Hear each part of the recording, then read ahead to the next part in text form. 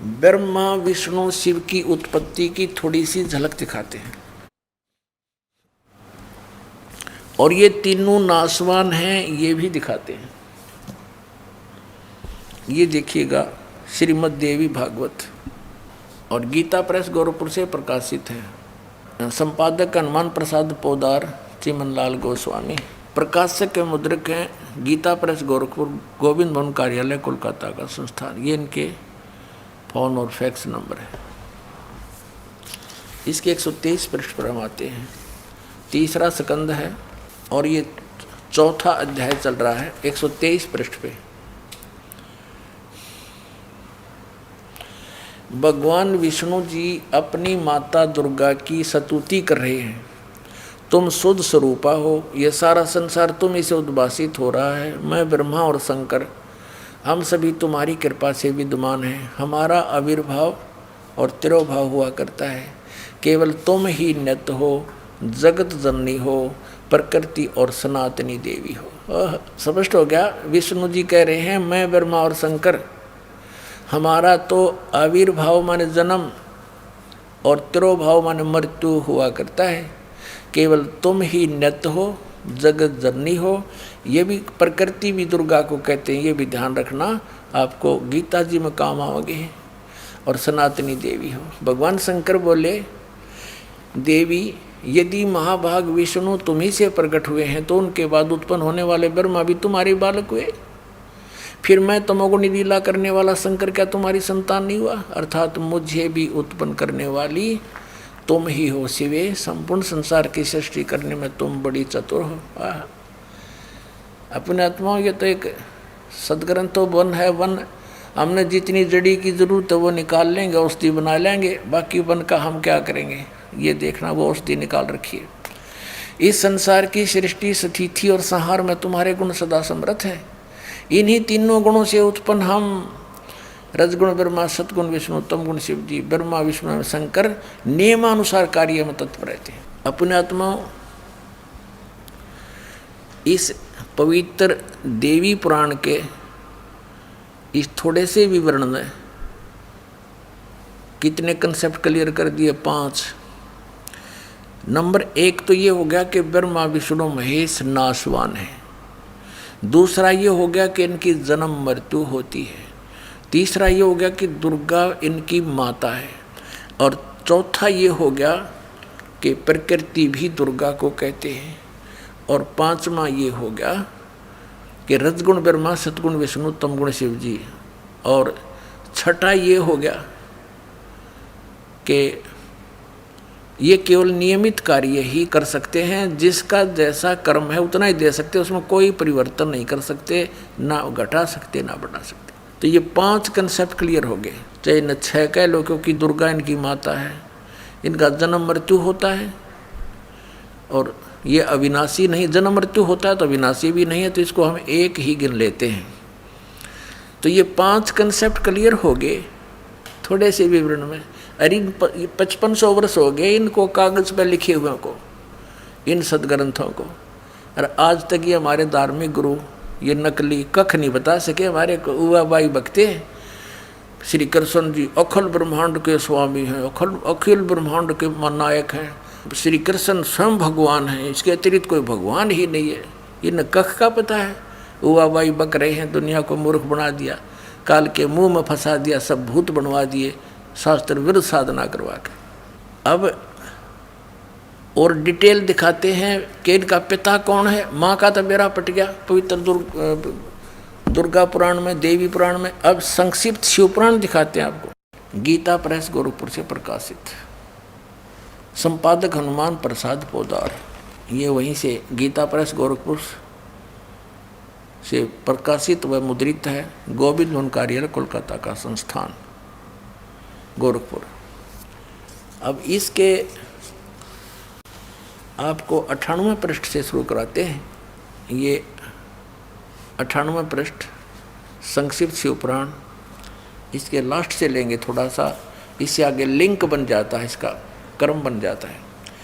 अपने पुत्र नारद की यह बात सुनकर लोक पितामह ब्रह्मा वहाँ इस प्रकार बोले। 5वां अध्याय समाप्त हुआ। रुद्र संहिता, ये रुद्र संहिता है। ब्रह्मा जी ने कहा, ब्रह्मन देव शिरोमणे, तुम सदा समस्त जगत के उपकार में लगे रहते हो। तुमने लोगों के हित की कामना से यह उत्तम बात पूछी है। जिसमें चराचर जगत नष्ट हो गया था, सर्वत्र केवल अंधकार ही अंधकार था, कुछ भी नहीं था। उस समय तत् सद्ब्रह्म, इस श्रुति में जो सत्य सुना जाता है एकमात्र वही शेष था। अब ये हमने 99वें पृष्ठ पर पढ़ा, रुद्र संहिता का 5वां अध्याय, 6वां अध्याय पढ़ रहे हैं संक्षिप्त शिवपुराण। अब 100 पर पढ़ेंगे। ब्रह्मा जी क्या कह रहे हैं, जिस परब्रह्म के विषय में ज्ञान और अज्ञान से पूर्ण उक्तियों द्वारा इस प्रकार विकल्प किए जाते हैं। ब्रह्मा जी का है, कुछ ज्ञान कुछ अज्ञान से विकल्प किए जाते हैं। उसने कुछ काल के बाद द्वितीय की इच्छा प्रकट की, उसके भीतर एक से अनेक होने का संकल्प उदित हुआ। उस निराकार परमात्मा ने अपनी लीला शक्ति से अपने लिए मूर्ति की कल्पना की। जो मूर्ति रहित परम ब्रह्म है, उसकी मूर्ति ये सदाशिव है। भगवान सदाशिव है। अर्वाचीन और प्राचीन विद्वान उन्हीं को ईश्वर कहते हैं। उस समय एकाकी रहकर स्वेच्छानुसार विहार करने वाले उन सदाशिव ने अपने विग्रह से स्वयं ही एक स्वरूप भूता शक्ति की सृष्टि की। अब यूँ कहता ना, कुछ ज्ञान और कुछ अज्ञान सुनाऊंगा, ऐसे सुना जाता। पूर्ण परमात्मा कबीर साहब कहते हैं, हम ब्रह्मा को मिले आकर के, ब्रह्मा को समझाया, ज्ञान इसने ध्यान से सुना, इसने मेरे को गुरु भी धारण किया। फिर दूसरी बार जब ये गए परमात्मा इनको आगे मंत्र देने के लिए, पीछे से काल ने इनकी बुद्धि फेर दी और कहा, ये सब झूठ बोलता है, ये सब झूठा है, इसकी बातों में मत आना। दूसरी बार परमात्मा गए, ब्रह्मा जी ने महत्व नहीं दिया उनको, अनदेखा किया उनकी बातों को और कहा कि नहीं, हमें जो ज्ञान है वो सही है, आप यथार्थ ज्ञान से परिचित नहीं है। लेकिन फिर भी परमात्मा से सुने उस ज्ञान को कुछ आधार बनाया इसने, निराकार आकार में होया, सदाशिव बन गया। उसने अपने ही अंग से एक स्त्री की उत्पत्ति की, दुर्गा की, जो उसके श्रीअंग से कभी अलग होने वाली नहीं थी। और वास्तविकता ये आपने सृष्टि रचना में दास ने बहुत बार सुनाई है, आने वाले समय में सुनाएंगे कि इस काल ने दुर्गा को खा लिया था, बुरी नज़र की थी इसने, दुर्गा ने सूक्ष्म रूप बनाया था, इसके पेट में चली गई थी और परमेश्वर ने ही इसके शरीर से बाहर निकाल ली थी। यह प्रकृति दुर्गा यहाँ अज्ञानपूर्ण बातें कर रहा है ब्रह्मा जी, क्योंकि इनको ज्ञान नहीं था कंप्लीट। परमात्मा से सुने हुए ज्ञान को भी अड़ंगा करके पेश कर दिया। अब देखो, उस समय एकाकी रहकर भगवान सदाशिव में अर्वाचीन और प्राचीन विद्वान उन्हीं को ईश्वर कहते हैं। उस समय एकाकी रहकर स्वेच्छानुसार विहार करने वाले सदाशिव ने, इस काल ने, ये सदाशिव रूप में प्रकट हो गया काल, अपने विग्रह से स्वयं ही एक स्वरूप भूता शक्ति की सृष्टि की, जो उनके अपने श्रीअंग से कभी अलग होने वाली नहीं थी। ये इसने अड़ंगा अड़ा रखे यहाँ पर। उस पराशक्ति को प्रधान प्रकृति गुणवती माया, उसको प्रधान भी कहते हैं, प्रकृति भी कहते हैं, बुद्धि तत्व की जननी विकार रहित बताया है। वह शक्ति अंबिका भी कही गई है। उसी को प्रकृति जोर देकर कहा प्रकृति। और सर्वेश्वरी त्रिदेव जननी, ब्रह्मा विष्णु महेश की माता, जन्म देने वाली, नित्य और मूल कारण भी कहते हैं। सदाशिव द्वारा प्रकट की गई उस शक्ति के 8 भुजाएं हैं। नाना प्रकार के आभूषण उसके श्री अंगों की शोभा बढ़ाते हैं। वह देवी नाना प्रकार की गतियों से संपन्न है और अनेक प्रकार के अस्त्र शस्त्र धारण करती है। हो गया ना, उसके 8 भुजाएं हैं, सीधा दुर्गा है ये। एकाएकनी होकर भी वह माया संयोग वसात अनेक हो जाती है। वे जो सदाशिव हैं उन्हें परम पुरुष ईश्वर, शिव, शंभु और महेश्वर कहते हैं। अब हम रुद्र संहिता पढ़ रहे हैं और 6वां अध्याय 101 पृष्ठ पर आ गए हैं। वे अपने सारे अंगों पर भस्म रमाए रहते हैं। उन काल रूपी ब्रह्म ने एक ही समय शक्ति के साथ, ये नाथ गलत प्रिंट है, शक्ति यानी दुर्गा के साथ शिवलोक नामक अक्षेत्र का निर्माण किया था। उस उत्तम अक्षेत्र को काशी कहते हैं। वह परम निर्वाण या मोक्ष स्थान है जो सबसे ऊपर विराजमान है। वे प्रिया और प्रियतम रूप शक्ति और शिव, वो पति पत्नी रूप में दुर्गा और ये काल रूपी शिव, या आ गया ना। उस काल रूपी ब्रह्म ने, काल रूपी ब्रह्म कहो चाहे सदा शिव कहो, वे प्रिया और प्रियतम शक्ति और शिव जो परमानंद स्वरूप हैं, उस मनोरम अक्षेत्र में काशी में नित्य निवास करते हैं। मुने शिव और शिवा ने प्रलय काल में भी, यानी दुर्गा और इस काल रूपी ब्रह्म ने, काल ने उस अक्षेत्र को अपने सानिध्य से मुक्त नहीं किया, कभी भी मुक्त नहीं किया, वहीं रहते हैं। देवर से एक समय उस आनंद वन में रमण करते हुए शिवा और शिव के मन में यह इच्छा हुई कि किसी दूसरे पुरुष की सृष्टि करनी चाहिए, जिस पर यह सृष्टि संचालन का महान भार रखकर हम दोनों केवल काशी में रहकर सब इच्छा अनुसार विचरें और निर्वाण धारण करें। ऐसा निश्चय करके शक्ति सहित सर्वव्यापी परमेश्वर शिव ने अपने वाम भाग के 10वें अंग पर अमृत मल दिया। फिर तो वहाँ से एक पुरुष प्रकट हुआ। इन्होंने, काल ने और दुर्गा ने अपना स्त्री पुरुष कर्म किया, ग्रस्त कर्म किया, उससे एक पुरुष प्रकट हुआ। उसका नाम क्या दिया? एक पुत्र उत्पन्न हुआ। 102 पृष्ठ पर देखो, 102 पृष्ठ पे ये संक्षिप्त शिव पुराण हम पढ़ रहे हैं। शिव ने कहा, जो बच्चा उत्पन्न हुआ उसको, उसके बारे में कहा, वत्स व्यापक होने के कारण तुम्हारा विष्णु नाम विख्यात हुआ। इति सिद्धम के दुर्गा और काल के संयोग से, पति पत्नी व्यवहार से विष्णु की उत्पत्ति हुई। अब सिद्ध हो गया विष्णु की माता दुर्गा और पिता ये सदाशिव काल रूपी ब्रह्म, ये काल है, ज्योति निरंजन है। अब ब्रह्मा के माता पिता, नेक्स्ट, ये तो छठा अध्याय समाप्त हुआ। देखिए अब ये हमने पढ़ा, तेरा विष्णु नाम विख्यात हुआ, छठा अध्याय समाप्त हुआ। 7वें अध्याय में रुद्र संहिता और पृष्ठ नंबर 103 पे अब ब्रह्मा जी कहते हैं देवर से, तत्पश्चात कल्याणकारी परमेश्वर सांब सदाशिव ने, इस काल ने पूर्ववत प्रयत्न करके, जैसे विष्णु उत्पन्न किया था दुर्गा से संयोग से, अपने दाहिने अंग से मुझे उत्पन्न किया। अपने आत्मा। अब यहाँ ये अनुवाद करता शर्मा गया कि शिव से शिव की उत्पत्ति कैसे लिखूं, तो यहाँ तक टाल मटोल कर गया। परमात्मा कहते हैं चोर चोरावे तुमबड़ी गाड्डे पानी में, वो गाड्डे हुआ ऊपर आवा, सच्चाई छनी ना। किसी चोर ने किसी दूसरे का तुम्बा चुरा लिया, सूखा, एक फुटबॉल जैसा होया करे, इतना लंबा, ये समझ लो सीताफल जैसा, पेठे जैसा, और वो सूखने के बाद बिल्कुल खाली हो जाता अंदर से। साधु लोग उसको एक तारा भी बनाते थे, उसमें जल भी रखते थे, और वो चोर छुपाने के लिए जल में बढ़ गया और वो नीचे छोड़ा है। वो बाहर आगे बैठे, इतने थोड़ी देर में वो ऊपर आ गए, नूर चमक जा, वो फिर दबा का आवे, वो थोड़ी सी देर में आके ऊपर, फिर वो नू दिखा की तेज ऊपर निकला। तो कहते हैं इन्होंने इस सच्चाई को छुपाने की पूरी कुचेष्टा की, लेकिन ये छुपा नहीं सके। अब देखो यही शिव पुराण आपको दिखाते हैं। प्रश्न नंबर 24 पे, एक बार श्री ब्रह्मा जी और श्री विष्णु जी का झगड़ा हो गया इस बात पे। ब्रह्मा जी कहने लगा, मैं तेरा बाप हूँ, तू मेरे से उत्पन्न हुआ है, मैंने सारे जगत की रचना की है।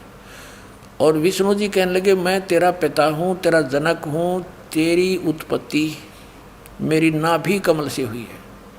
इस बात पर दोनों का काफ़ी युद्ध हो गया। इस काल रूपी ब्रह्म ने, इनके पिता ने, ये गुप्त रहता है, इसने प्रतिज्ञा कर रखी है, मैं कभी किसी के समक्ष नहीं आऊँगा, अपने ओरिजिनल रूप में, ओरिजिनल वास्तविक रूप में। जैसे ब्रह्मा विष्णु का आपस में विवाद हुआ, तो शिव रूप में आ गया।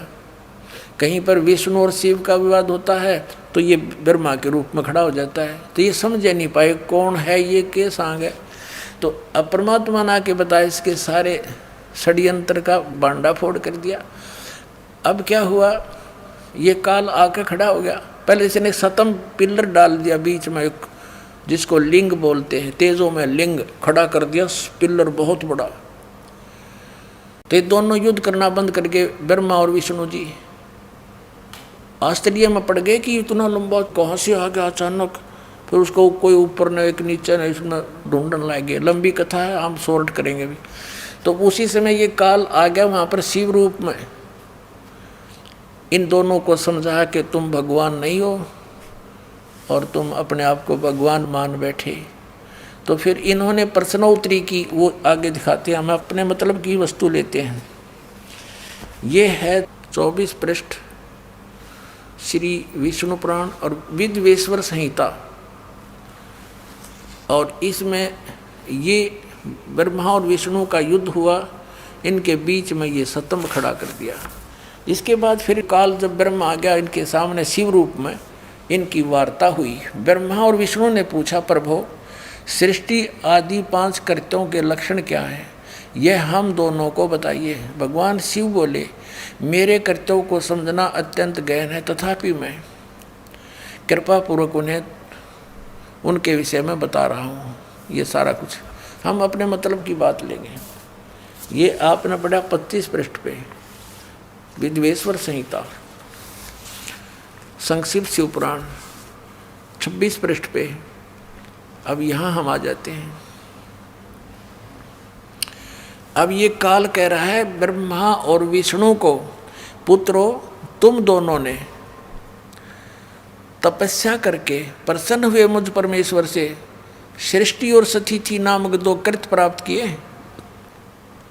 अब स्पष्ट है, ये बोलने वाला तीसरा है कोई। वो कह रहा है कि पुत्रों, ब्रह्मा और विष्णु को कह रहा है, पुत्रों तुमने स्वयं अपनी तपस्या करके मुझसे ये 2 जॉब प्राप्त की है, 2 पोस्ट प्राप्त की हैं। कौन सी? सृष्टि और स्थिति की।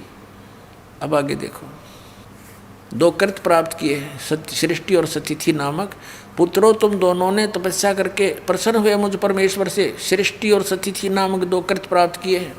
ये दोनों तुम्हें बड़े प्रिय हैं। इसी प्रकार मेरी विभूति स्वरूप, यानी मेरी ही शकल के रुद्र और महेश्वर ने, ये मैं नहीं है, ने 2 अत्यंत कृत संहार और तिरोभाव मुझ से प्राप्त किए हैं। अब जो दास कंसेप्ट क्लियर करना चाहता था वो ये हो गया कि ये 4 और हैं, ये बोलने वाला 5वां है। महेश्वर, रुद्र, ब्रह्मा और विष्णु, इनका पिता है यो काल, यो 5वां न्यारा है। इति सिद्धम कि ब्रह्मा विष्णु महेश के पिताजी कौन है? काल रूपी ब्रह्म। अपने आत्माओं 600 वर्ष पहले भगवान कबीर साहब ने कहा था, अब मैं तुमसे कहूँ चिताई, त्रिदेवन की उत्पत्ति बाई। माँ अष्टंगी पिता निरंजन, ये जमदारुण वंशन अंजन। पहले की निरंजन राई, पीछे से माया उपजाई। माया रूप देख अति शोभा, देव निरंजन तन मन लोभा। अब बताते हैं, निरंजन की ने भोग विलासा, माया को रही तब आशा। 3 पुत्र अष्टंगी जाए, ब्रह्मा विष्णु शिव नाम धराए। कति सिंपल लैंग्वेज में मालिक ने ये सूक्ष्म वेद में बता रखा है कि इस काल रूपी ब्रह्म सरपुरुष की और दुर्गा के संयोग से दुर्गा को आशा रही, प्रेग्नेंट हुई, फिर उन 3 पुत्रा की उत्पत्ति की। कति क्लियर कर दिया। और फिर मालिक ने एक शब्द और बोला, गुण तीनों की भक्ति में ये भूल पड़ो संसारे। कहे कबीर निज नाम बिना कैसे उतरो पारे। 3 देव की जो करते भक्ति, उनकी कदे ना होवे मुक्ति। कंसेप्ट क्लियर हो गया। तो नासवान है और इनकी भक्ति करने से वो पूर्ण मोक्ष कैसे प्राप्त होगा, जहाँ जाने के बाद फिर लौट कर कभी संसार में नहीं आते, ये आप जन्मते मरते हैं। तो इसके लिए इन्हीं पवित्र सदग्रंथों से प्रमाणित करेंगे आपके लिए। पहले तो ये प्रमाणित करते हैं ये 3 गुण क्या हैं, रजगुण ब्रह्मा, सतगुण विष्णु, तमगुण शिव जी। वैसे तो बहुत बार आ चुका है, फिर भी पुण्यात्माओं ये अज्ञान भी हमारे अंदर हजारों वर्षों से फीड किया गया, झूठा लगातार लगातार फीड कर दिया, हम यहाँ तक भर दिए इस अज्ञान से। अब ज्ञान सुनते हैं तो हमें अंदर जगह नहीं, लेकिन ये ऐसा ज्ञान है कि अपनी जगह बनाएगा और उसको बाहर फेंक देगा उठा करके। अब देखना मार्कंडेय पुराण में स्पष्ट किया है, ये अपने पवित्र पुराण सदग्रंथ हैं जिनको हम सर्वधार्य मानते रहे और पढ़ते रहे और खरीदते रहे। ये गीता प्रेस गोरखपुर से प्रकाशित है, प्रकाशक एवं मुद्रक हैं गीता प्रेस गोरखपुर, गोविंद भवन कार्यालय कोलकाता का संस्थान। अब इसके 123 पृष्ठ पर ले चलते हैं आपको, 123 पृष्ठ पे। अब यहाँ से शुरू करेंगे 122 से हम संक्षिप्त मार्कंडेय पुराण। यहाँ देखिएगा, मार्कंडेय जी बोले, ये मार्कंडेय जी का ही आगे ज्ञान है। यहाँ आ जाते हैं इसके सामने हम। रजगुण प्रधान ब्रह्मा, तमोगुण प्रधान रुद्र और सतोगुण प्रधान विश्वपालक विष्णु हैं। ये ही 3 देवता हैं और ये ही 3 गुण हैं। वैसे तो पुण्यात्माओं कहते हैं बुद्धिमान को संकेत गणाओ है, बहुत होता है, फिर भी क्योंकि हम बहुत दिनों से रंगे पड़े हैं, कई मन में थोड़ा सा भी कंसेप्ट क्लियर ना हुआ तो ये काल फिर स्थान बना जाएगा आपके अंतःकरण में। लेकिन दास ऐसी जगह छोड़ना कोई ना कि ये फिर समा जाए आपके अंदर। ये देखिएगा श्रीमद् देवी भागवत, ये प्रथम भाग, ये कहाँ से प्रकाशित है, अथ देवी भागवतम सभाष्टीकम सैमात्यम, खेमरा श्री कृष्ण दास प्रकाशन, बम्बई 4। अब हम इसके यहाँ आते हैं।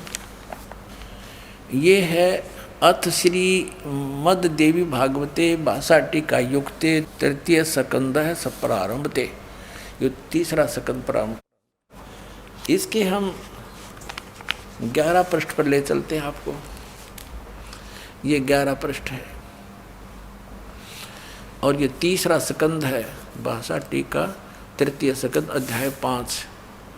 ये अध्याय 5 का ये 7वां श्लोक यहाँ समाप्त हुआ और 8वां प्रारंभ होता है। भगवान शंकर कहते हैं, हे माता, यदि हमारे ऊपर सदा आप दया युक्त हो तो हमको तमोगुण में किस प्रकार प्रदान किया है, और ब्रह्मा रजोगुण और हरि सतगुण युक्त किए हैं। अब संस्कृत भी पढ़ेंगे हम। 7वां ये समाप्त हुआ, 8वां प्रारंभ होता है। भगवान शंकर कहते हैं, यदि दया धर्मना न सदाम्बिके, यदि दया धर्मना, यदि आप दया युक्त हो, कथम अहम विहित है, किस प्रकार मैं बना दिया अंबिके यानी दुर्गा, हे माता, विहित तमोगुण, मुझे तमोगुण क्यों बना दिया, कमल जय, कमल से उत्पन्न होने वाले ब्रह्मा को रजोगुण संभव, रजोगुण क्यों बना दिया, सोहित क्यों सतोगुण हरि, और विष्णु को क्यों सतोगुण बना दिया, इति सिद्धम रजगुण ब्रह्मा सतगुण विष्णु तमगुण शिव जी। अब ये दास आपको